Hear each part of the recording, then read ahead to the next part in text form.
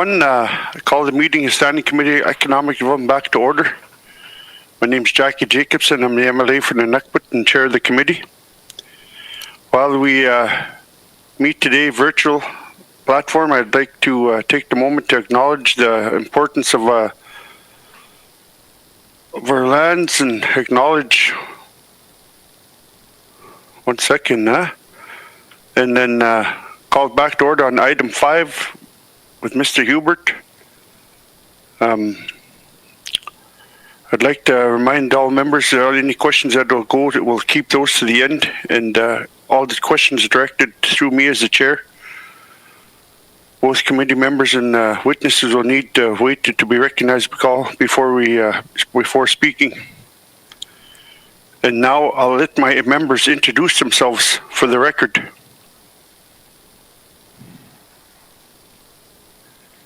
Sorry, Kevin O'Reilly, Frame Lake.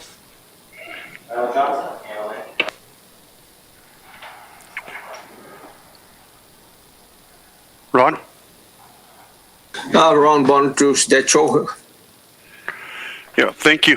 Thank you, members, and then thank our committee staff. Also, now I'd like to invite Mr. Hubert to proceed with any opening comments that he may have to deliver to in his presentation. I'll remind him to try to keep your presentation to 20 minutes to allow questions for the comments from my committee members. Mr. Hubert? As your slides move through, the presentation will change them at the end. So please just say next slide, then our committee staff will take care of that for you, Mr. Hubert. Thank you. You may proceed.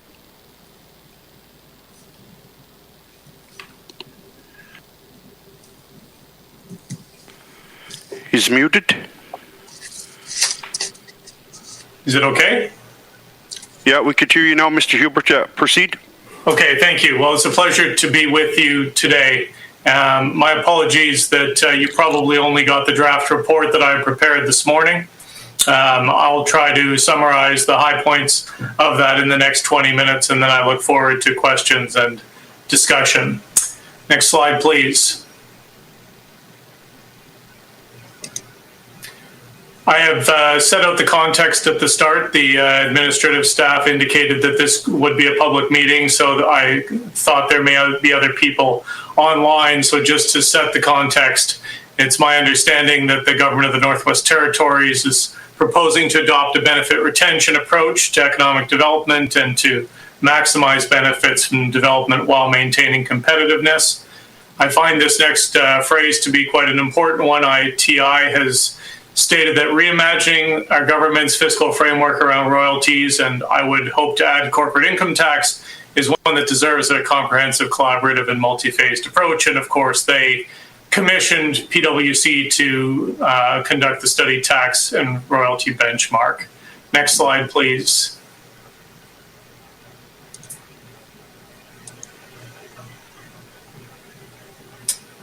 So this is just straight from the terms of reference of the public tender. You asked 4 high-level questions, which I would say go well beyond the scope of just a review of the PwC report. Is GNWT maximizing benefits from resource extraction? Does the fiscal and regulatory framework maximize value? Is the proposed approach to the review comprehensive? And finally, will this approach accurately assess benefits to GNWT, NWT residents, and to future generations? Next slide, please.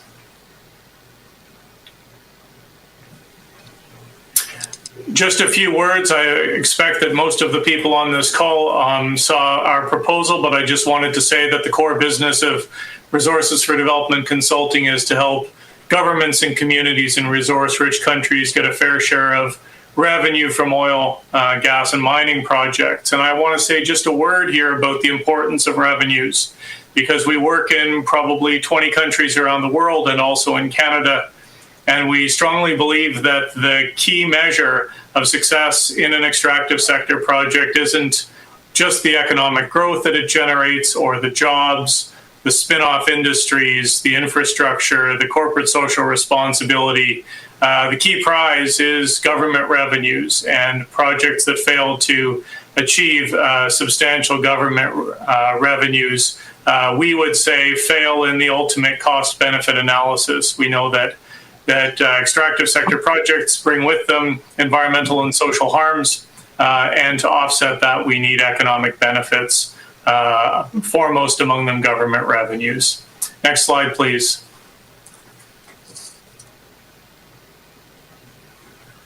The approach we adopt is to engage industry experts. We strongly believe that governments and communities and citizens, residents need world-class expertise on their side of the table. We use industry standard techniques, including cash flow analysis, which I'll talk about during this presentation. But importantly, I believe we have no conflict of interest. We only work for governments and communities, and on principle, never work for oil, gas, or mining companies. Next slide, please.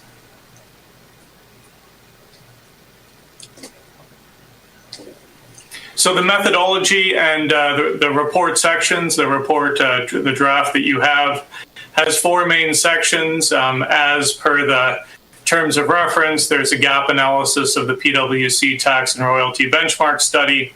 I've added a preliminary government revenue analysis section. I think this is an inherent part of doing fiscal regime analysis, and I'll give you some illustrations of the kind of analyses that should be undertaken under that kind of a heading. Again, as with the terms of reference, you asked for a preliminary analysis of risks to revenues, and finally, conclusions and recommendations.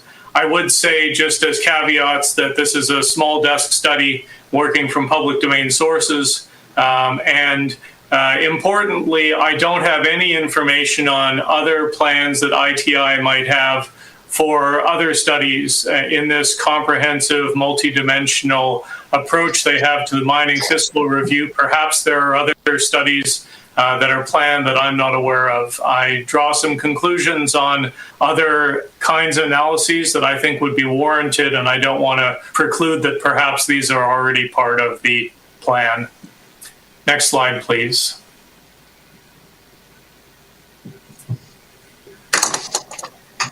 Okay, so the PwC report, I'm going to say just a little bit about, first of all, what they set out to do, and secondly, what their main findings were before moving to the gap analysis. So I have not seen the actual terms of reference, but as they are articulated in the PwC report, it was a study with a fairly narrow mandate, and that mandate was to assess tax and royalty competitiveness of the Gnwt mining fiscal regime.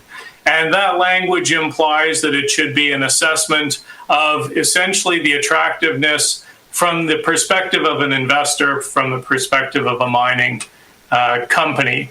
Importantly, I think there was a decision to replicate the methodology of a previous study. It's a study by a consulting firm called Two Ducks, hence the phrase Two Ducks study that's used throughout the PwC report. It was commissioned by the Mining Association of Canada and DIAND back in 2008, and it was an attempt to provide a benchmarking of Canadian jurisdictions in the mining sector. And I expect that there was a choice made that this would provide some time series data in order to provide a comparison back to 2008. But there are methodological implications in this choice, and it's not obvious to me that piggybacking on the methodology of that 2008 study was necessarily the best value for money for the Gnwt. The methodology essentially sets out two hypothetical mines, a diamond mine and a base metal mine. And then it builds an economic model in order to run a series of analyses to calculate the direct taxes, the indirect taxes, and finally the total costs of mining in order to compare against different jurisdictions. Several jurisdictions in the United States, most of the Canadian provinces and territories, and a series of comparators outside of Canada.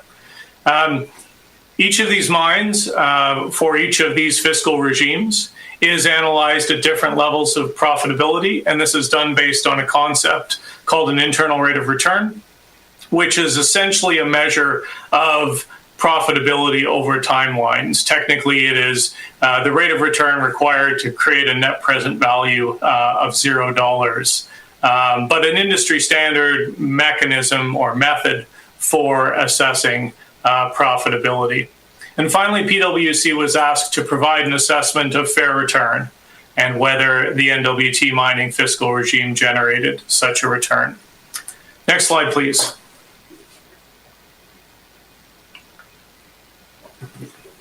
So I will provide a few bullets here on the high-level findings. PwC found that the NWT mining fiscal regime is among the most competitive in the world and in Canada.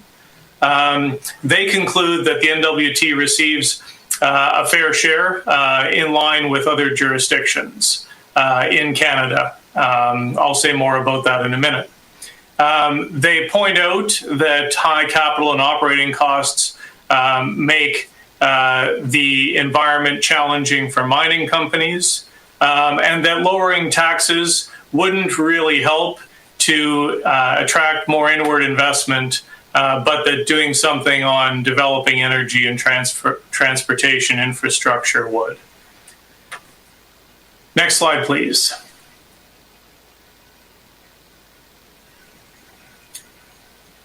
So the gap analysis, I want to point out four main issues here. The first thing to say is that I believe that PwC conducted a professional and competent analysis based on the terms of reference that they were given. I think the challenge really, and I think that this is embedded in the questions that you asked me to answer as part of the terms of reference, is whether the terms of reference were cast too narrowly or will need to be supplemented by other studies. So the first point to be made is that this isn't really an analysis of government revenues from the mining sector, because it looks at the mining fiscal regime exclusively from the perspective of an outside investor.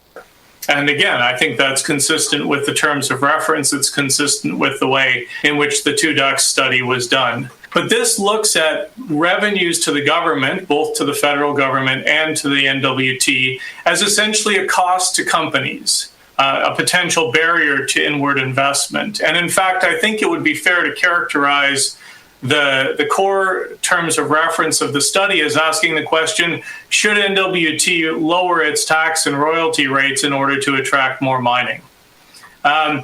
What that study doesn't do is analyze in any significant way the way in which the mining fiscal regime works from the government perspective. I'll say more about that in a minute. The second point to be made in a gap analysis is that the selection of comparators is very important, because by selecting particular countries and jurisdictions, you can make the NWT share look stronger or weaker. And I would say that the bulk of the comparators that have been chosen here, and also were chosen in the 2 Ducks study, are known to have among the lowest government take in the world. That is, the government gets the smallest share of after-cost revenue. The third point I would make is that little attention was given to actually analyzing the fiscal regime itself from the perspective of the generation of government revenue. What are the main fiscal instruments? Well, interestingly, in this study, you have to go to the annexes in order to find a description of the royalty and tax regimes that will apply in the NWT. And the core metrics, I would say, government take, the timing of revenues, and a concept of progressivity that I'll mention in a few minutes, are not addressed at all. Actually, that's not true. Take is referenced, but timing and progressivity are not really. And finally, there's no assessment of the net benefits to the NWT. And I think that any analysis of mining revenues really needs to look at what kind of revenues would actually end up in the Northwest Territories. Next slide, please.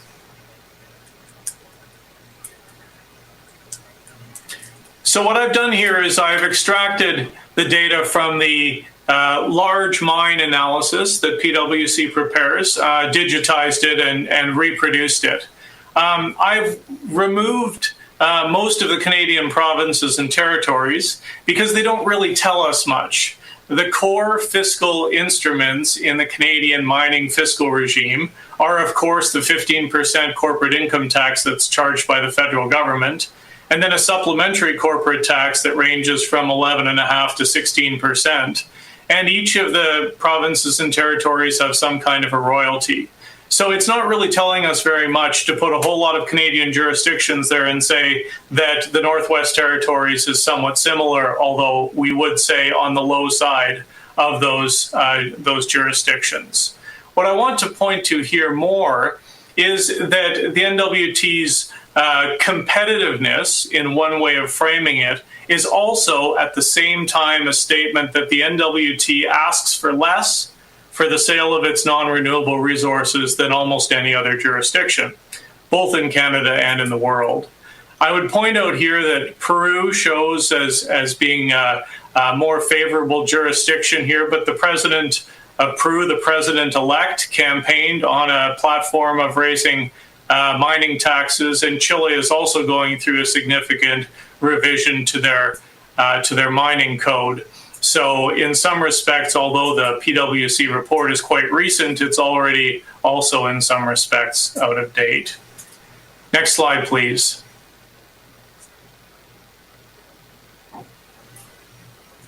This is an extraction from a chart on page 70, and because the PwC analysis focuses in the first instance on companies, not governments, this data is actually hard to see. We've digitized and extracted the direct taxes that flow to the NWT under this modeling scenario. And once again, you can see that while there are Sweden and Alaska would fall below the NWT's share definitely falls on the lower side of government take for mining regimes. Next slide, please.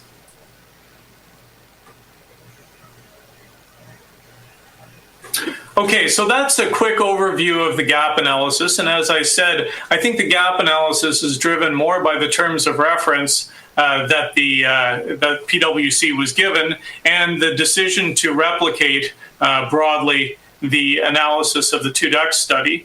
There were some additions, the addition of some indirect tax analysis and also the total cost analysis. But broadly speaking, the terms of reference and the replication of the two-duct study meant that the findings of this report were going to be very narrowly cast. I want to say a little bit now about what revenue analysis would look like if we were starting from the perspective of what the government might get rather than the costs that might be incurred by a company. And the first thing to say is that we would do a detailed review of the fiscal instruments. That is the taxes and royalties that generate government revenue. And I won't go into a lot of detail here. The fiscal instruments that apply in this case are actually very complicated. Complicated can be good because it can be very well calibrated to the particular context and to the profitability of various mines. But complexity can also be very bad because it's often hard to administer and it creates opportunities for companies to optimize their taxes. So there's obviously a Northwest Territories royalty. It's not really a royalty in the common sense of that term. In most places, royalties mean some kind of a tax on revenues produced by the mine. In this case, there are a range of deductions that are allowed that make it much more like a tax on the profits of the mine itself.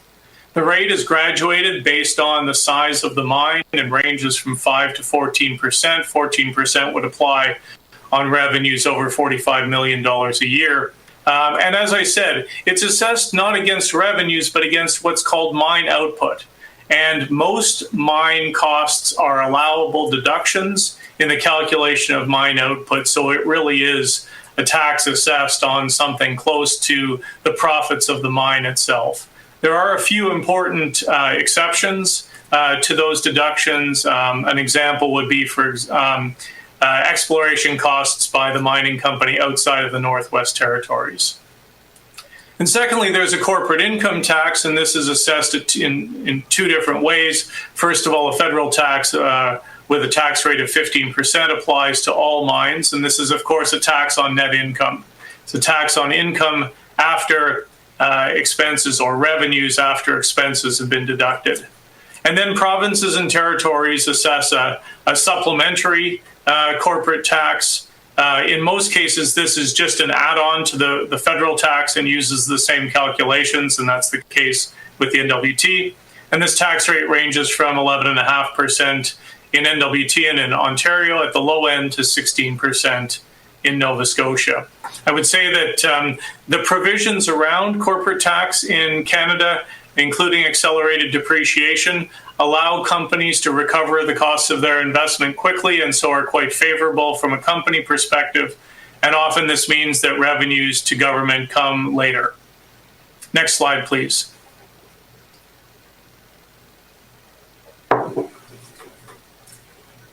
So in order to provide a preliminary sense of what a revenue analysis might look like or what kinds of questions it would answer, we developed a discounted cash flow model that replicates the large diamond mine in the PwC study. So the first thing to be said about a discounted cash flow model is that it's the industry standard mechanism for analyzing investment decisions. It allows you to look at all of the future cash flows, both in and out, that is the revenues coming into the project and the costs going out year by year over time, and to bring those back to a net present value to decide whether, under the assumptions that are built in on costs and production and prices, whether it looks like a good investment. And this same tool can be used by turning it on its head to look at government revenues, because of course costs to the company and taxes and royalties are revenues to the government, and we can do some initial analysis. So the PwC models contain the data to answer all of these questions, the ones that I'm about to raise, but they weren't part of the terms of reference themselves. So we recreated this large diamond mine as best we could from the data that was available in the 2 Ducks study and in the PwC study. And we've conducted what I would call a very rudimentary or preliminary analysis of government revenues. Next slide, please.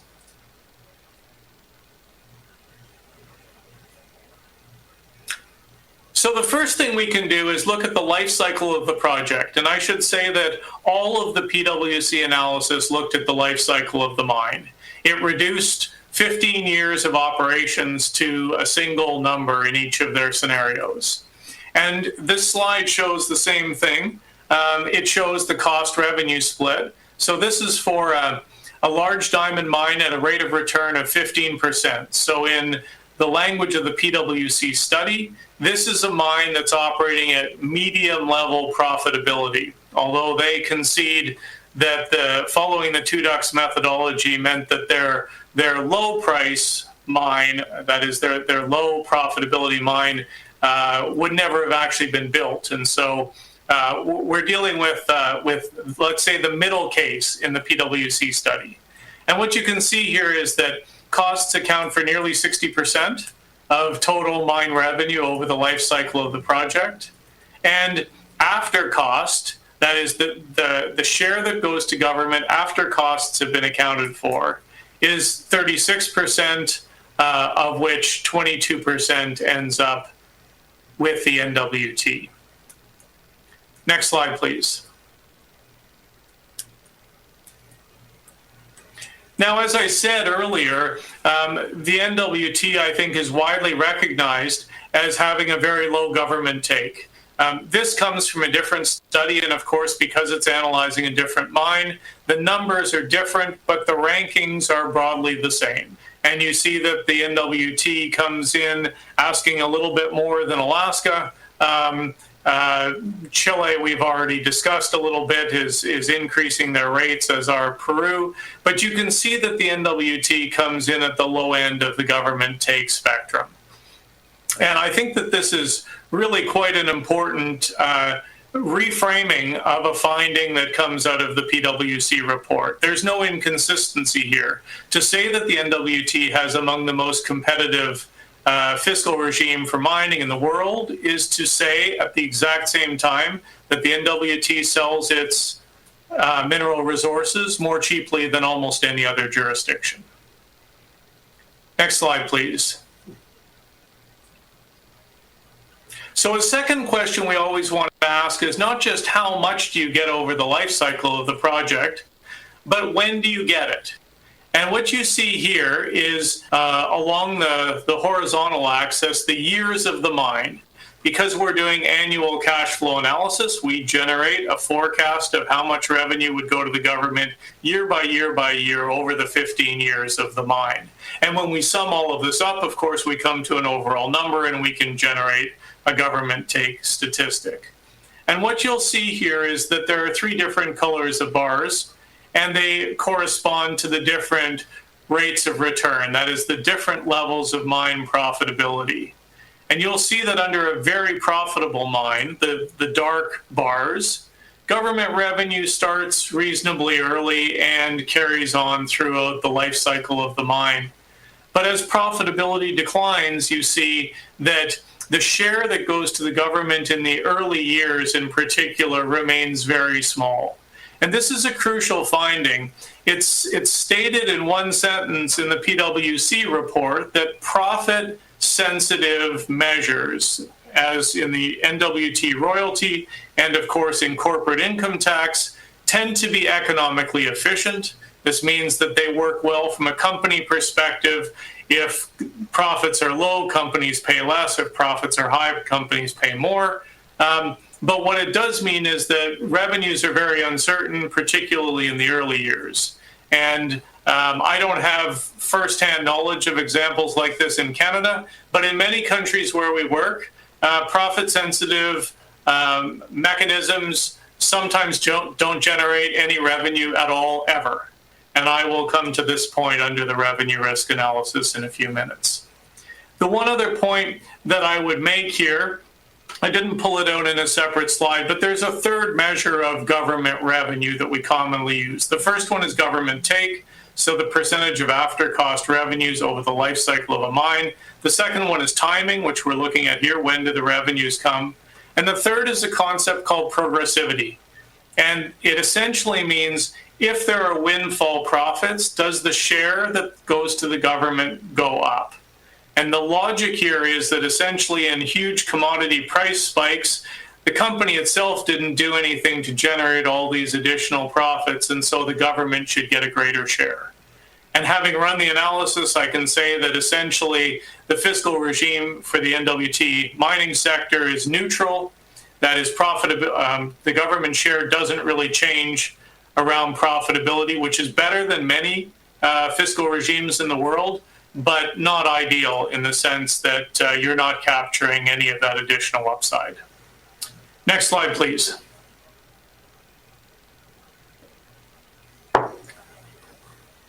Okay, so that's a very quick overview of the kinds of things we would do if we were looking more systematically at the mining fiscal regime from the perspective of what the government of the NWT might get out of it rather than the costs that are imposed on the company.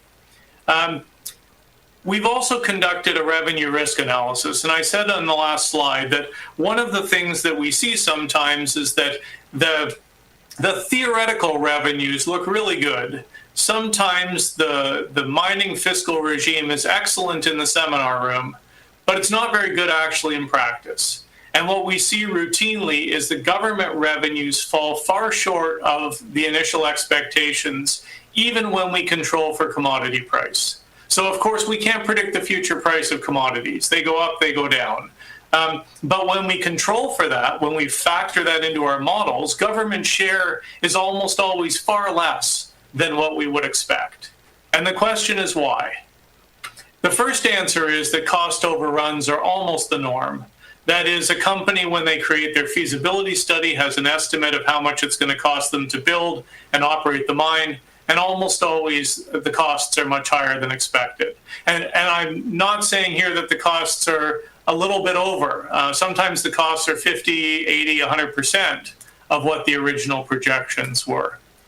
Secondly, there's a risk around company tax optimization. There is a global effort in the last 4 or 5 years to deal with what is called base erosion and profit shifting. These are ways in which companies underreport revenues and overreport costs in order to report much lower profits. And of course, because you have a profit-sensitive royalty and profit-sensitive corporate tax in the NWT, your fiscal regime is quite vulnerable to these kinds of techniques. Next slide, please.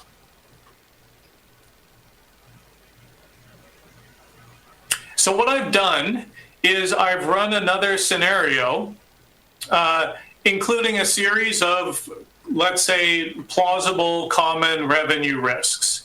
Now, some of these are just potentially the fact of life, that it costs more to build the mine than was originally forecast. Some of them are legitimate deductions that were not taken into account in the PwC study, and some of them we might say are moving towards tax optimization. So I'll just run through the list very briefly. Scenario 1 is that capital costs exceed the original estimates by 30%. Costs 30% more to build the mine than they thought. Second one is that it costs 20% more to operate the mine than they thought at the start. The third one is, and we're looking at a large diamond mine here, that there are marketing charges associated with diamonds. We've taken this 3% figure from a diamond mining company in Quebec. These numbers are not so often reported, so I couldn't find analogous ones for the NWT, but a diamond marketing charge of 3% of revenues. Then we have exploration costs at the NWT mine site. So the mine model that PwC uses looks at it from the perspective of the investment decision. But the objective of a mining company is to keep a mine operating as long as they can. And so they will continue to do exploration on site until they're sure that they've found all the exploitable minerals that are available. So we've created a scenario where they spend an additional $10 million a year for 10 years on exploration. I mentioned that the NWT royalty doesn't allow for a deduction on exploration costs outside of the NWT, but the federal and territorial income tax does allow that.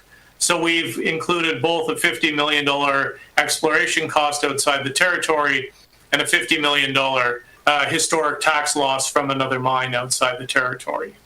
And finally, one of the big risks around tax optimization is around how debt is used. And the PwC study models 50% of capital costs as debt at 4.25%. And we've used 65% debt at 8%. Both of these are well within industry norms. And then finally, there's a strange logic in the establishment of price or revenue in these models. We always build in an inflation on costs because we believe that, like the CPI, costs will go up year by year by year. But there's a common approach to also inflate revenues. And you can imagine that if you're inflating revenues and costs, but revenues are larger, you're building in margin, you're building in profitability, you're building in more government revenue just by the logic that you bring to inflating revenues or escalating revenues. Next slide, please.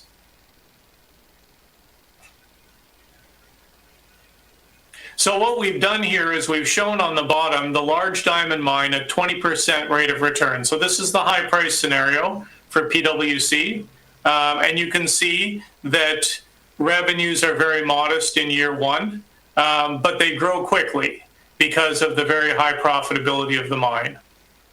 And you can see that in the table over the life cycle of this mine, government revenues are nearly $1.8 billion. These are in millions, and government revenues are 1.1. Now, when we look at the revenue risk scenario and run the series of scenarios that I laid out on the previous slide, you get a very different picture. Of course, what you see here is that government revenues are very small in the early years. They grow a bit in the later years, but overall government revenues are down by 60%. So you could look at that original PwC analysis and think, wow, in a high profit diamond mine, the billions are going to come in. But when you start to build in the scenarios that we know are common in most mining projects, much of that revenue can quickly evaporate.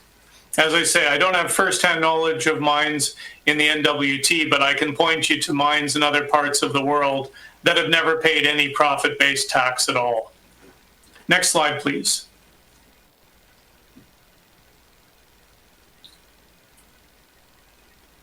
Okay, so you asked 4 questions. And as I said at the outset, I think that you probably had a sense of the answers of them before you asked.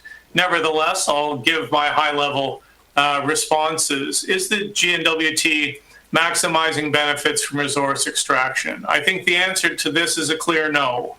The government take for mining in NWT is among the lowest in Canada and also in the world.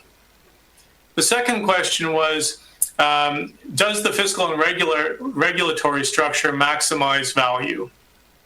And I think that the PwC study doesn't really help us to answer that question. I have provided a preliminary assessment here, but I would say that the preliminary assessment says that at the very least more work needs to be done. And my hunch is that the fiscal structure is not actually very well designed. And I say that because you want to combine fiscal instruments in a way that the package serves the policy objectives that you have. And really the mining royalty and the corporate income tax calculations are so similar. And of course you have 2 corporate income tax calculations, but they're just different rates assessed by different jurisdictions, that really you have not a lot of variation in the way in which you're taxing the mining sector. And I think this means that you don't get the kind of comprehensive response you want to smaller projects and bigger projects and low cost and high cost. Third question, is the approach by the GNWT comprehensive? And here I would go back to my caveat at the start. It's entirely possible that there are other studies underway that I'm not familiar with. But I would argue that there are at least 3 that would need to be done in order to meet the standard of comprehensive. I'll say more about them in my concluding slide, but just for here, I would say you would want to analyze the performance of the fiscal regime since devolution to look at how it actually worked in practice. You would want a thorough analysis of potential government revenues along the lines of some of the metrics that I've shared here, including a revenue risk assessment, and you'd want an assessment of net revenue benefits in the context of the territorial formula financing.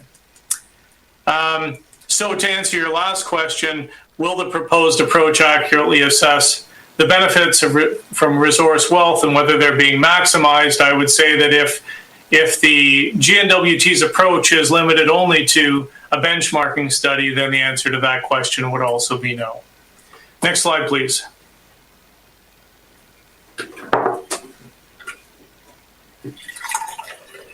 So I think it's actually important to pause for a minute and ask the question about whether the GNWT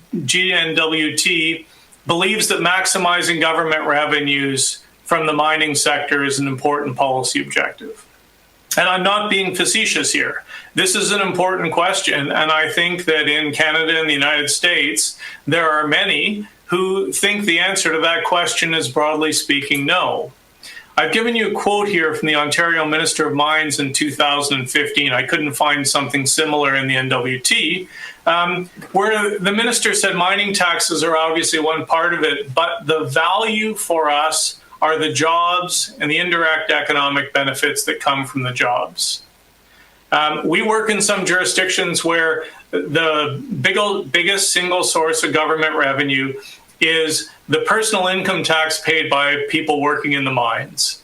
And we know that mines are a capital-intensive industry and they don't generate very many jobs per dollar of investment. So that's quite a statement. It's a really important question to answer. And I would say that to the degree I have any insight into this question at all, the insight comes from the terms of reference for the PwC study. because that terms of reference, if that's meant to stand alone as the key analytical tool in the mining fiscal review, that terms of reference implies that generating revenues is not a priority. And in fact, the question of whether the NWT could raise taxes and still attract inward investment is not even addressed. Next slide, please.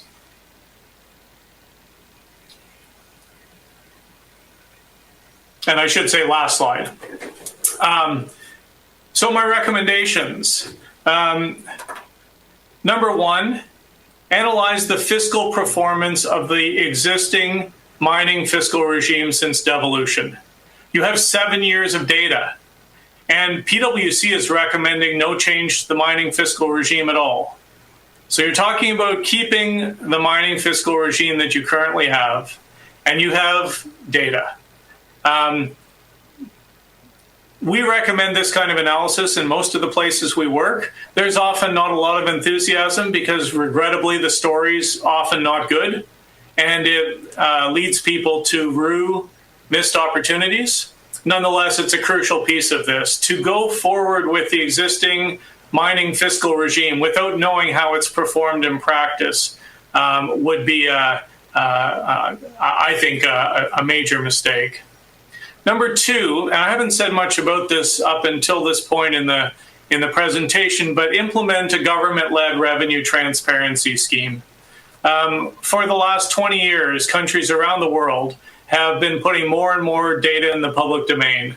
It shocks me that in Canada, so little information is available. That is Canada, have done a good job in recent years in requiring companies to disclose. You're probably familiar with the Extractive Sector Transparency Measures Act, which requires publicly listed companies and larger companies to report the payments that they make to government. You are probably also aware that stock exchange regulations in Canada require very detailed disclosure of feasibility studies. The most comprehensive disclosure requirements anywhere in the world. But as I say, in many of the places where we work, I believe that citizens and residents have at least as much right to know how their non-renewable resources are being sold than the investors of the companies. And I find it surprising how little public domain information there is about revenues from the mining sector in the NWT. Third point, conduct a review that's focused on government revenues. Look at the questions of take, timing, and progressivity. Look at the fiscal instruments, test them against various scenarios, and see if you think you're actually maximizing government revenue. The conclusion that there's no point in lowering taxes and royalties because they're already so low, which is essentially the finding of the PwC report, is not the same as asking whether there wouldn't be ways in which you could fine-tune the fiscal regime in order to generate more. Analyze the net revenue benefits for the NWT.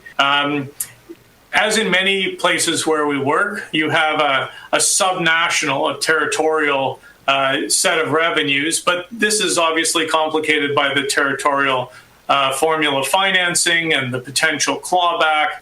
And I think it's one thing, as I've done in the report, to show what revenues would be paid to the NWT, but it's a whole nother thing to assess what would be retained by the NWT. And that can't be done by looking at a single hypothetical mine. That has to be done by looking at the mining sector, where you think the mining sector might go. So obviously a complicated element, but I think that if you believe that maximizing benefits for the people of the NWT through revenues from the mining sector is important, then clearly you need an assessment of how much would actually stay within the territory. And this leads me to my last point, which is that I think, given the very low government take, that there's a real opportunity for First Nations to benefit further on the economics of mining projects.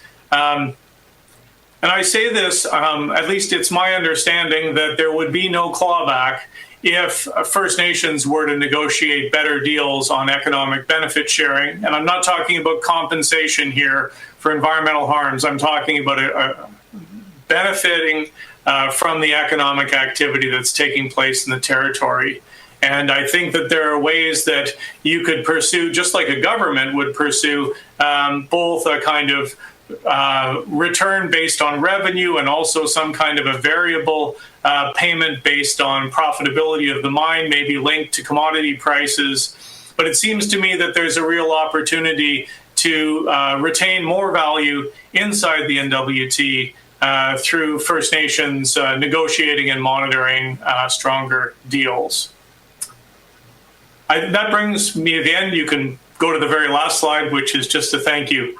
I'm sorry that I've probably taken a few more minutes than you had asked me, but I hope that it was a helpful overview, and I very much look forward to your questions and comments.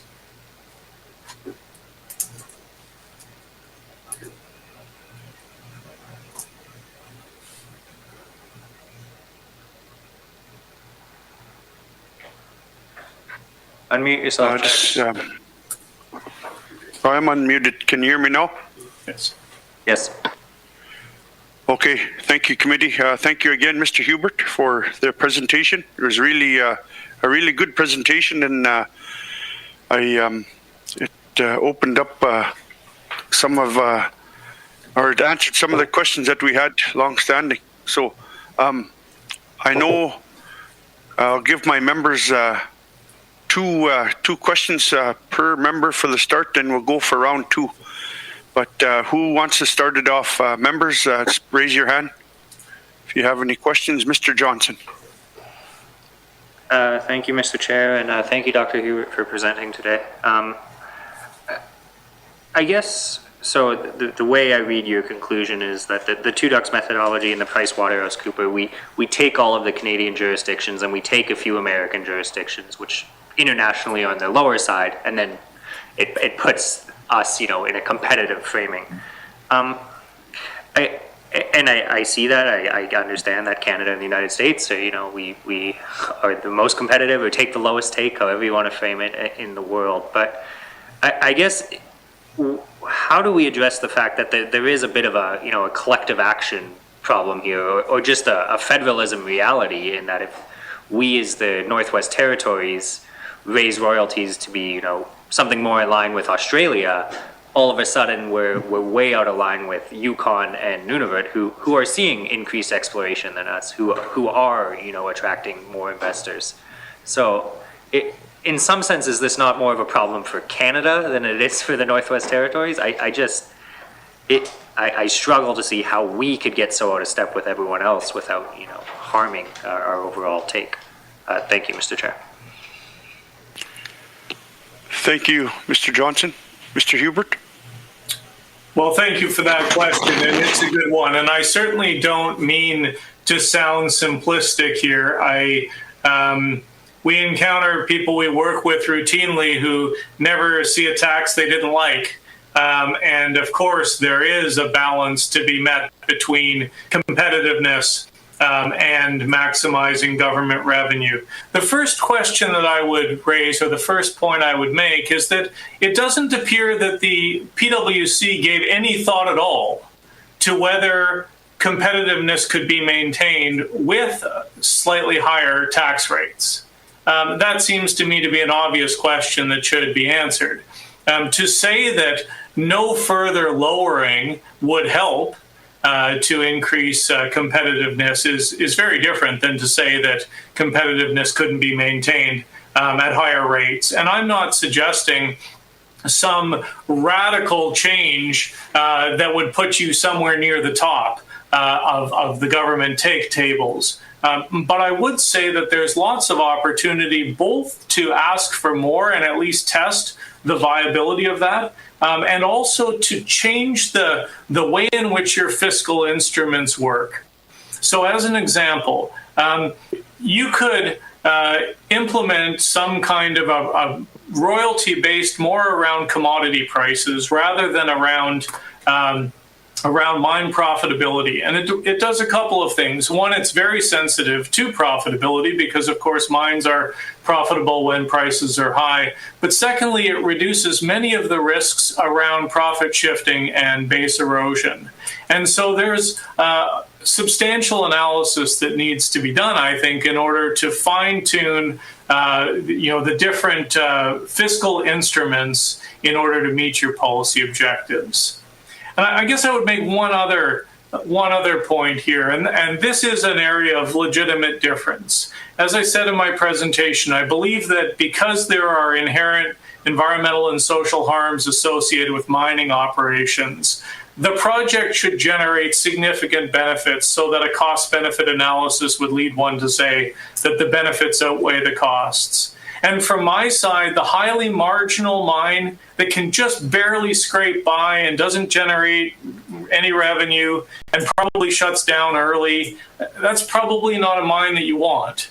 But that's a perspective from an outsider. And of course, I can't make those kinds of judgments for the Northwest Territories. But I would say that there's always the risk that we see where fiscal terms are kept very generous in order to attract inward investment. You then suddenly have a really good mine, the prospects are really good, and your share, of course, ends up being completely marginal. So there's a balance here as well between, capturing the upside from big projects. And of course, in the NWT, you've had world-class diamond mines. So I know that with those closing down on a kind of foreseeable time horizon, it probably feels like the sector is in trouble, and you really want to stimulate inward investment. But if you find new big mines, you want to make sure you capture some of the upside. Thank you. Thank you, Mr. Hubert. Mr. Johnson. Thank you, Mr. Chair. And I think we at this committee would really like to see how the diamond mines have actually performed. That's confidential information that the government will not give us. So, hopefully one day we will be able to see that.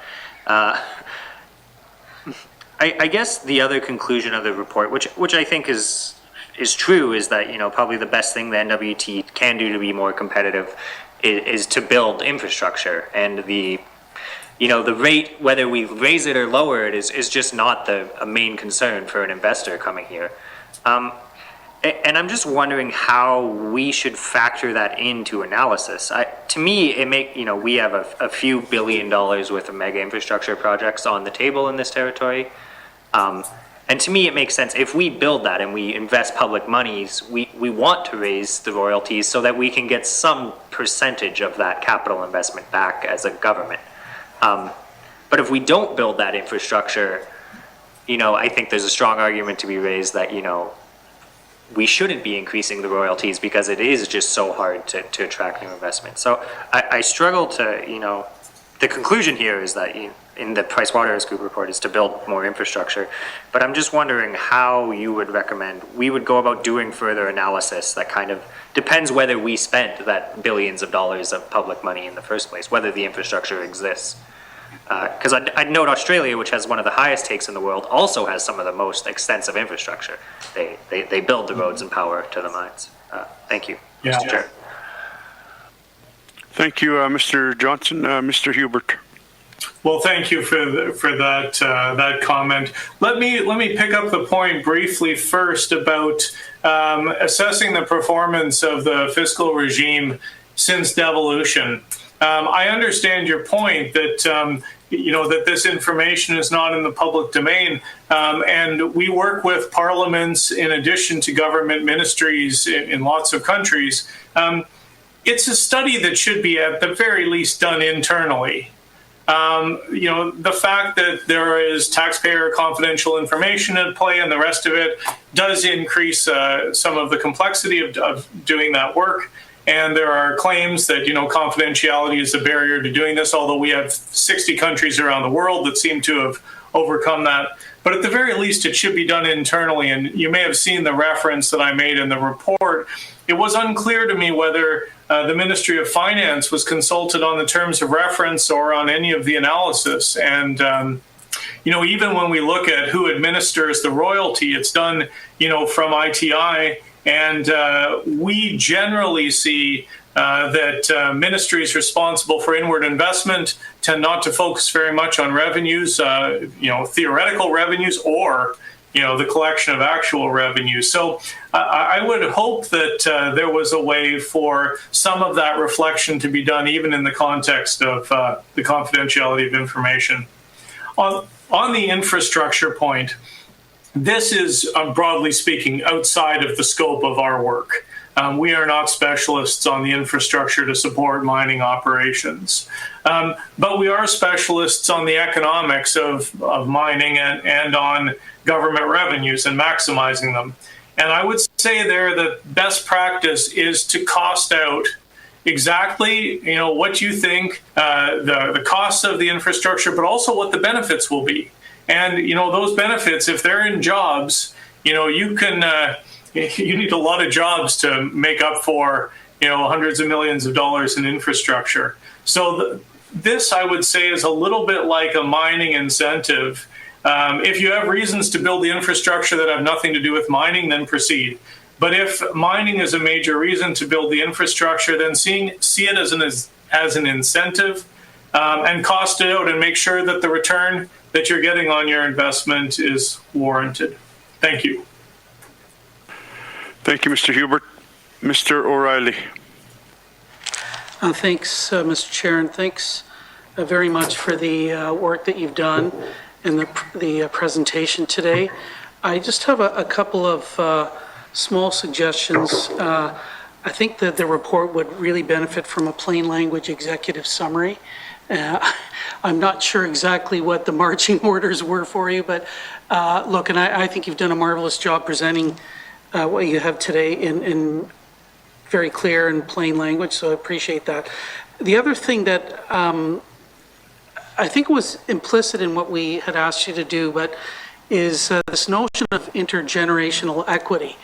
And I know that, you didn't really cover that, but look, I think we got great value for what you did. But we do have a heritage fund here in the Northwest Territories. After $30 billion worth of diamonds, more than $30 billion worth of diamonds leaving the Northwest Territories, our heritage fund, I think, is roughly $30 million.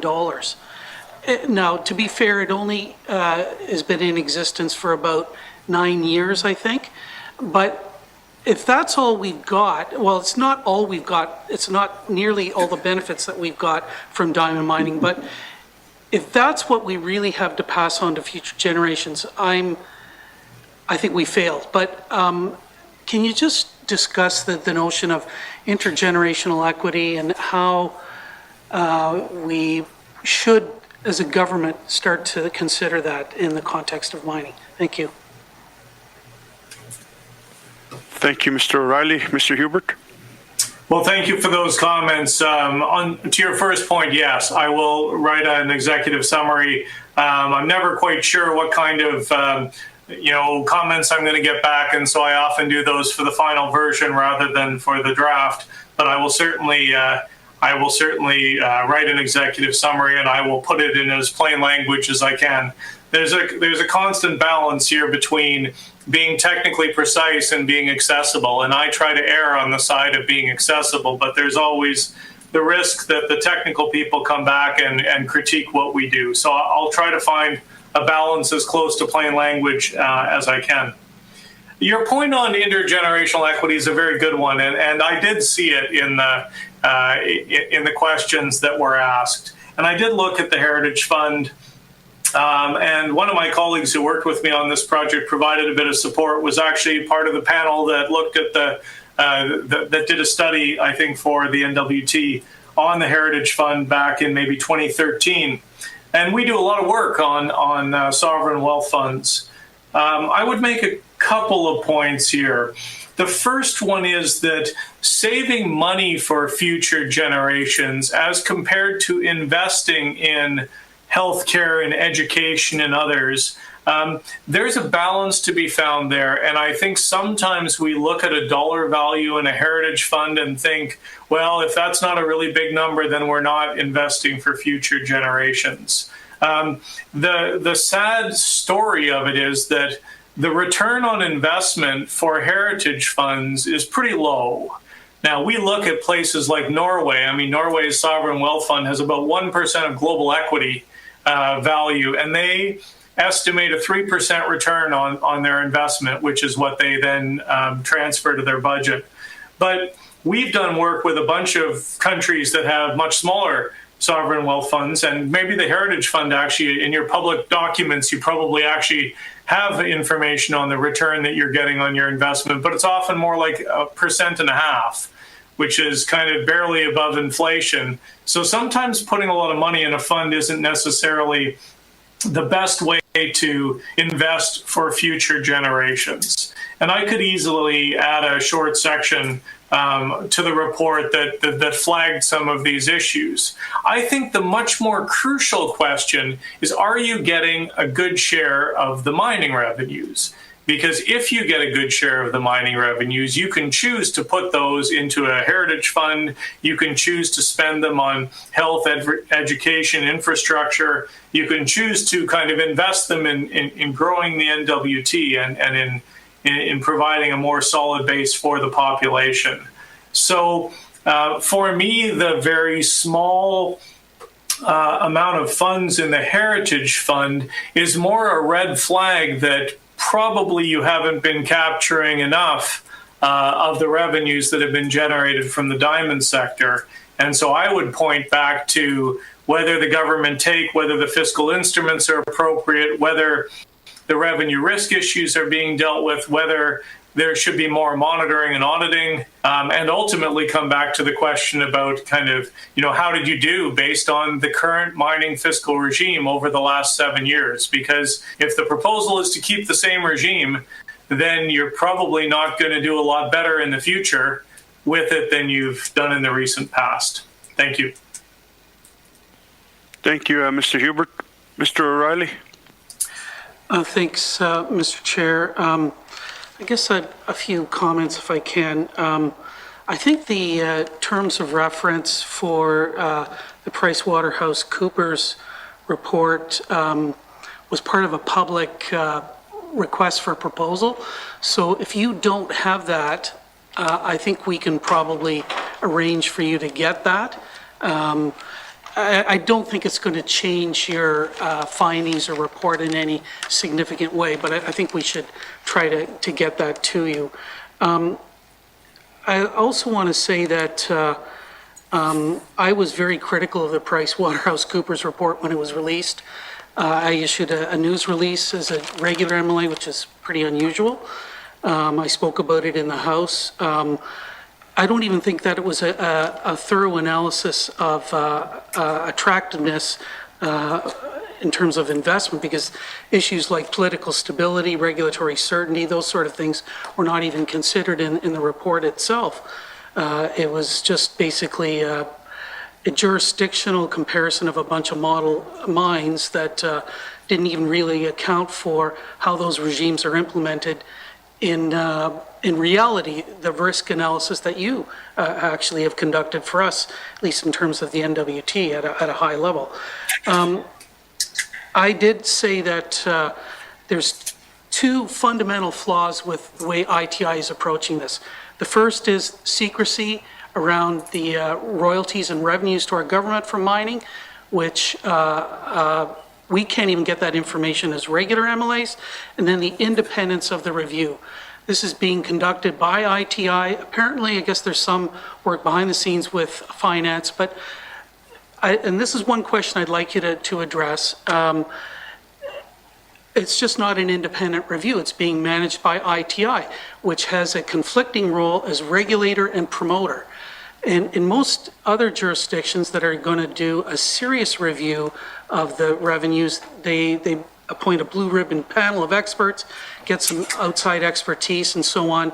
But having this managed by the department that has a conflicting mandate is a real problem right from the get-go. So I'd like you to actually speak to that one if I could. Thanks, Mr. Chair. Thank you, Mr. O'Reilly. Mr. Hubert. Thank you. And thanks for those comments. I did ask for the terms of reference and also for the briefing that was provided to the committee on the 19th of October 2020, and I was told that in both cases those could not be shared. I was a bit surprised at that as well, since I had, well, certainly the person who did the external review on the PwC report did have the terms of reference, so I would be interested in looking at them if that's possible. On your comment about the breadth of or the implementation of the narrow terms of reference that were given to PwC, I think I agree with your assessment that even within the terms of assessing competitiveness, they took a fairly narrow approach to answering that question. I guess my instinct there was to say that they did what almost any other consulting company would have done if they were told to just do a standard competitiveness analysis. But you're exactly right that it leaves out many key issues, and I'll give you just one example. And PwC notes this in the report. There's a concept of a ring fence around a mine, and it's not a concept that applies in Canada so much, although you do have a bit of a ring fence for the royalty around the NWT. But the ring fence essentially says that you tax every mine as an independent economic entity. And in Canada, we tax companies, and those companies have revenues and costs, sometimes in many parts of the country and even outside of Canada. And so when you compare these two, you're comparing apples and oranges. And it's one of the reasons why in my revenue risk analysis, I added some exploration costs from outside the NWT and some historic mine losses from outside the NWT, because in some jurisdictions, those would be disallowed.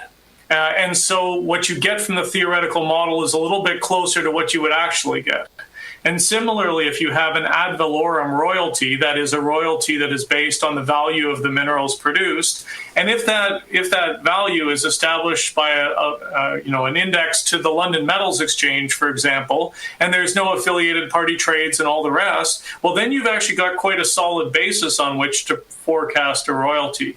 So I think that there are serious weaknesses inside the methodology of benchmarking as it's been applied, but I wouldn't expect a company like PwC to voluntarily interpret the terms of reference in a more expansive way than they were written. One last comment, on the issue of regulator versus promoter. This is a very challenging question, and I think I've mentioned it in the report. One of the patterns that we see routinely is that institutions that are responsible for inward investment benchmark themselves against that metric. And so more inward investment is good and more money spent in the sector is good. They don't benchmark themselves against revenues generated. And this is not just a question of institutional mandate, it's also a question of timelines. Because the people who are there to see the inward investment come in are often not there in the jobs anymore when the day comes that the revenues that were forecast don't arrive. So there are some real challenges there. I'm not sure that I have any great suggestions about the particular structure for overseeing this kind of a review. But at the very least, I think that there are some important questions that ITI should be answering about the scope of the review, about other studies that should be done. And I would come back to the point that at a very high level, I think it's only reasonable that if they want to keep the same fiscal regime that you currently have, they say something about how well it's performed since devolution. Thank you. Thank you, Mr. Hubert. Thank you for that. Any other questions from the members? Round two. Mr. Johnson. Thank you, Mr. Chair. Yeah, I like your conclusion that there's if we consider ourselves relatively competitive, then there's room for the First Nation governments to kind of fill that gap. And I think largely that is what is happening in the Northwest Territories. Our most recent Mineral Resources Act actually mandates benefit agreements with Indigenous governments. you're going to see more and more of them taking equity stakes in mines, is my guess, and actually being the operators. And we are unique in that we've settled about half the territory's land claims, and we'll settle more, and a lot of those governments will actually have the subsurface rights completely removed from our royalty regime, and can do what they wish with them. So I guess I think there's a lot of work that needs to be done in that review of how that kind of fits into the larger picture. But I guess I would just like you to speak to the taking equity in mines, either from a public government perspective or an indigenous government perspective. And I'll just make a comment here. We were just recently in Norman Wells, where obviously oil, different fiscal regime, but the federal government owns 30% of that oil, and they public their profits every single year, and they are getting more money on sheer properties being an equity stakeholder than we're getting in royalties or could ever even hope to get. So I that's an example of where taking equity stake actually pays off. But can you just kind of speak to how we would go about conducting that review, or some of the things we should be cautious about, and as more and more governments take equity stakes in the mines themselves? Thank you, Mr. Chair. Thank you, Mr. Johnson. Mr. Hubert? Well, thank you for that question. Let me speak just very briefly to the First Nations point before going to the equity issue. I think that it's a big opportunity. We have acted as financial advisors for First Nations on projects outside of the NWT, and I see real opportunity there. I think that there's been a profound shift from, in the first instance, a kind of compensation model for harms to now a more economic benefit sharing kind of model. I would say that in our experiences, the ability to negotiate and then monitor not complex, but let's say sophisticated or effective revenue sharing mechanisms is maybe not as strong as it could be. And I would say that's true partly on the terms that are negotiated, and probably even more so on the monitoring of those terms over time. Fiscal regimes don't need to be complex in order to be effective, but they do have a certain minimum level of complexity to them, and monitoring is particularly important. So just like with a government, we see mine models with benefit sharing for First Nations that have very promising forecasts that are sometimes unrealized. And we also see cases where a check appears once a year and nobody really knows why that number is the number that it is. So I think there's important work to be done there, but real opportunity, because if the NWT isn't going to take a larger share, someone in the territory should. To your question on equity, this is a whole nother study. It's a very big question, and it's a very complicated one. There are some spectacular examples of governments that have large equity stakes, that manage them well, and that have secured huge revenues. And some of them are the classics that we talk about all the time, Norway and Chile. It's also true of Botswana, where the government is a major partner in Botswana. So there are some very good examples. There are also some terrible examples. And the examples are sometimes about mismanagement, and the public sector is not always the best at managing commercial arrangements. But there's also a problem about being a minority shareholder and a board of directors that declares dividends, and maybe they decide not to declare dividends for many years, and the government isn't getting its revenues out. So we've seen different mechanisms where some of the risks around equity have responses and remedies. So it can be done, but it's not easy to negotiate, and it carries with it higher levels of risk. So I would say, on balance, our recommendation is that our clients, whether they're governments, whether they're First Nations, probably find ways to generate revenue both from something that's revenue-based, some kind of a royalty that's based on the revenues of the project, and some kind of a variable fiscal instrument that captures some of the upside, but without necessarily taking on the risk that comes alongside equity. Thank you. Thank you, Mr. Hubert. Mr. Johnson? Thank you, Mr. Chair. Yeah, and I guess I'm not jumping at the gun for the NWT to start taking equity stakes. For all the reasons you point out, it is very complex, and we struggle to administer our current royalty regime with the proper review it probably needs.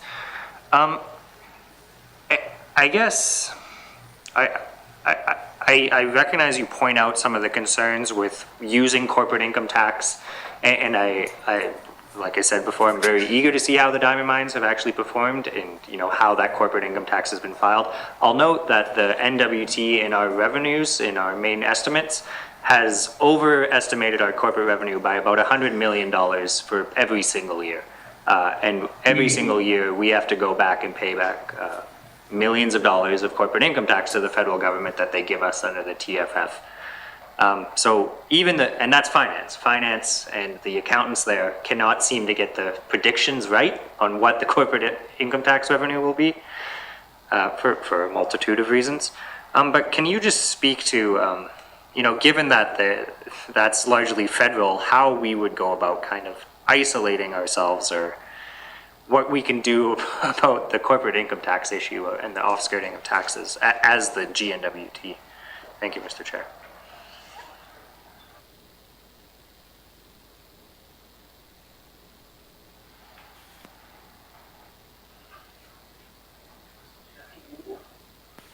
Mr. Hubert? Early on, the questions were a bit more technical and narrow, and now they're getting very broad. It's an excellent question, and there's no simple answer to it, unfortunately. Corporate income tax is a very challenging thing, and we have a logic in Canada and in the United States that mining companies are just companies. And so we assess the normal corporate income tax against them at the normal rates, and then we add in some kind of a royalty, which is supposed to be a compensation in some way for the sale of a non-renewable resource.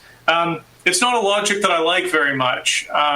And of course, this breaks with, well, there are two, Alberta and Quebec, I believe, are the two provinces that actually don't piggyback on the federal government income tax calculation and simply assess a secondary tax payment based on those calculations. So there is some precedent for it. One of the challenges, of course, is that the Income Tax Act in Canada is horrendously complex, and it's complex because no one ever decides that it got too complex and we're going to rewrite it from the ground up. So there are just ever expanding numbers of amendments which make it 600 pages long and create a lot of work for accountants and tax specialists. But the challenge, of course, is that you then have all kinds of provisions that companies can take advantage of, in addition to the series of mining incentives that both the feds and the NWT have. So, I mean, it would be a very different approach, but to be frank, one I think that should be looked at, where you could consider putting in place a mining profits tax of some kind that was much more targeted to the sector and the dynamics that you face. I much prefer fiscal regimes for mining and oil and gas projects that are specific to those sectors. Just as an example, if you were to decide that in order to stimulate manufacturing or something else, you were going to drop the corporate income tax rate, from 11.5% to 9.5%. Well, that would immediately apply to the mining sector as well. And yet, when you think about it, I mean, you have a very particular sector there, and people have made decisions about investment and all the rest of it. Why would you want to reduce those taxes? So, I mean, again, we're now going well outside, I think, what we were originally talking about in this review, and I wouldn't want to, make some grand pronouncement in the midst of a meeting like this about, you know, a recommendation to go in a very different direction. But I would just flag that the fiscal instruments that you have long histories. They're very complex. They're hard to oversee. They're open, I think, to some optimization, and they probably don't serve your interests very well. But whether there's enough of a reason in all of that to make fundamental changes would require much more careful study. Thank you. Thank you, Mr. Hubert. Mr. O'Reilly. Thanks, Mr. Chair. So we were told that the PricewaterhouseCoopers study, at least the terms of reference, said that there would not be any recommendations coming out of it. So you can imagine my surprise when I got to near the bottom of the report, and all of a sudden I find out that the recommendation is the best way to get more revenues from mining is more mining that's publicly subsidized with investment in infrastructure. That's exactly what I hear from Cabinet and from ITI every day of the week.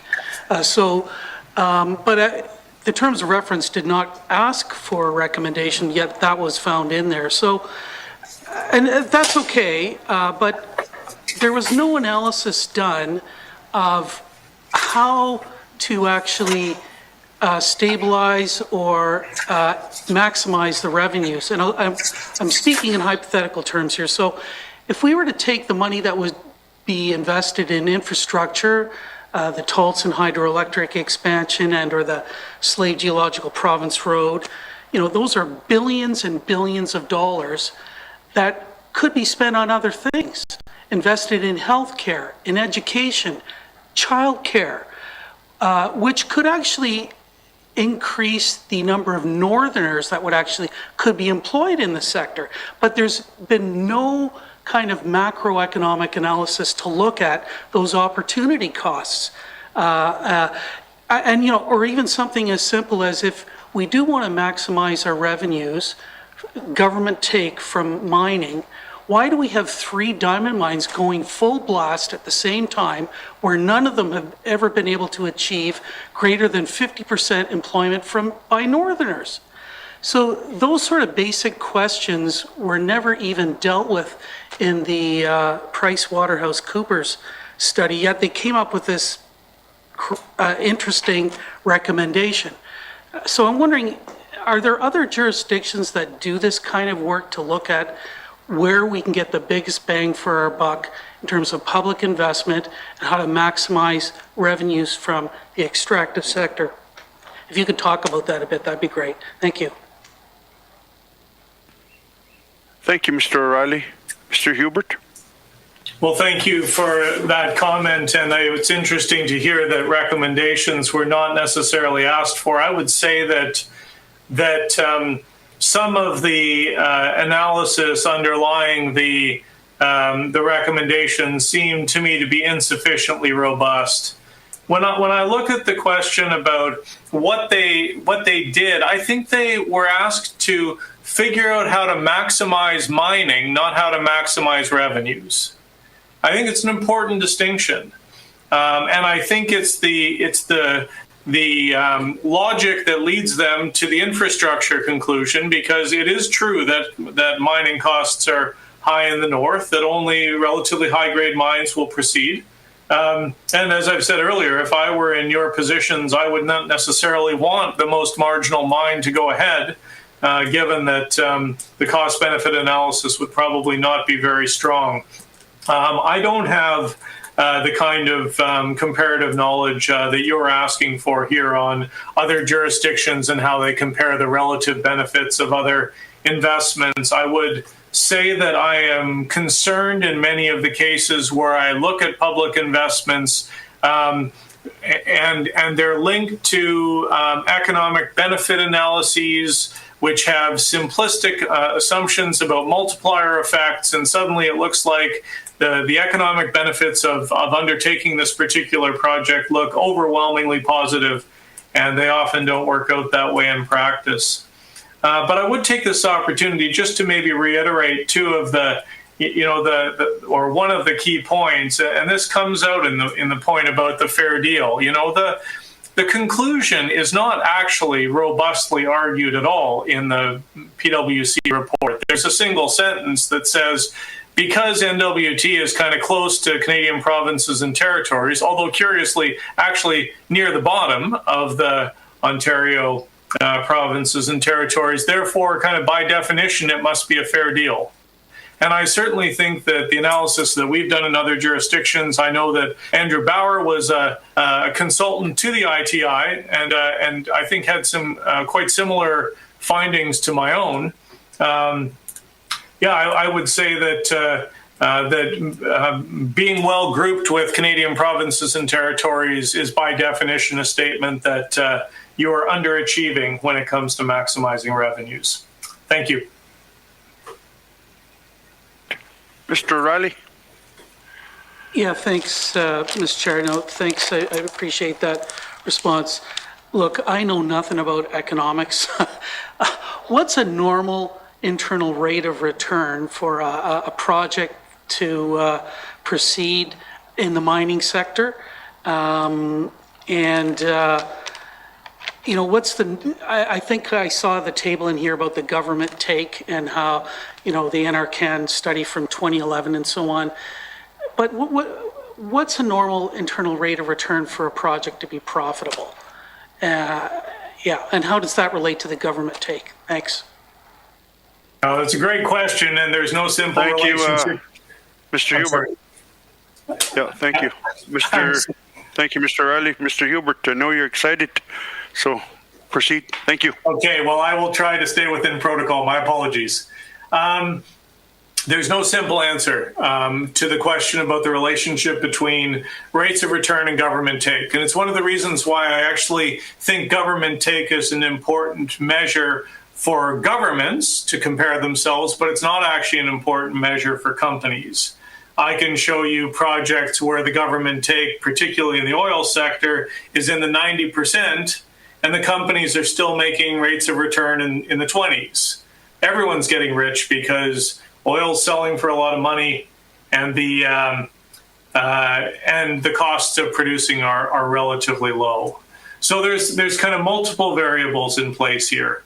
Broadly speaking, well, the internal rate of return is the company return that's required in order to get a net present value of zero.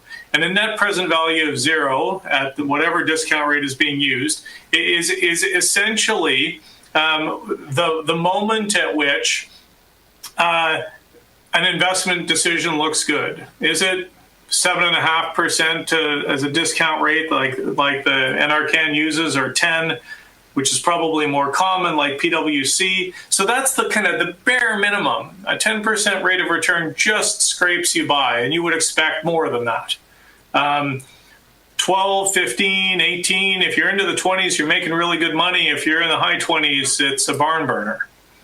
And on the government take side, again, it's very hard to have kind of, generic conclusions, but the IMF, when they do their global work, they say that a government take in the mining sector should be somewhere between 40 and 60%.